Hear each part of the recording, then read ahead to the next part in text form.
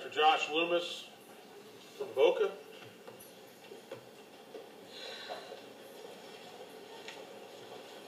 I guess I should say good morning at this point. Yeah, my name is Josh Loomis, and I live in Boca, but I've worked as a microbiology professor at Nova Southeastern in Fort Lauderdale for 10 years. I've also volunteered with the Jubilee Center in Hollywood. It's a soup kitchen for 8 years, and I've served the homeless in the Fort Lauderdale community for over 13 years. And I've closely followed the actions of this commission over the past year related to homeless issues in the city. And based on the past voting record that I've seen from this commission, I know my words tonight probably won't make much of a difference as to how you'll finally vote on this ordinance at the next meeting.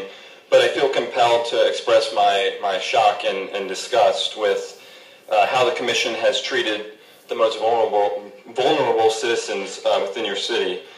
And rather than propose thoughtful and lasting solutions to a problem that affects thousands, I see you've resorted to primarily Band-Aids in order to push the homeless out of the city.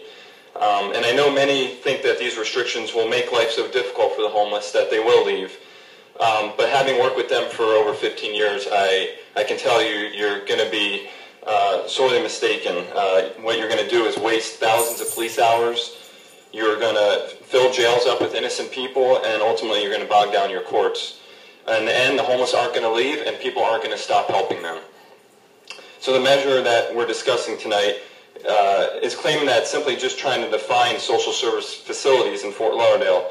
But as I read the language of the ordinance, it's clear that you're essentially trying to make it impossible for people to legally feed the homeless in public. For instance, to require groups that feed the homeless to supply portable toilets is kind of a joke.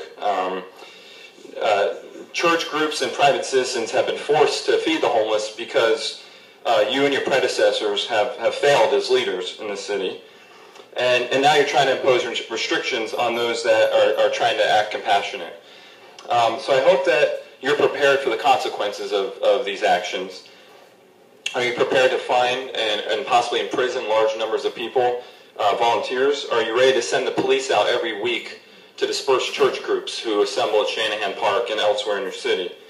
I can tell you as a Christian myself that we take feeding the poor very seriously, and no matter how many times you fine us or push us off, we're going to keep returning every single week. And you're just only going to bring bad press to your city and possible lawsuits.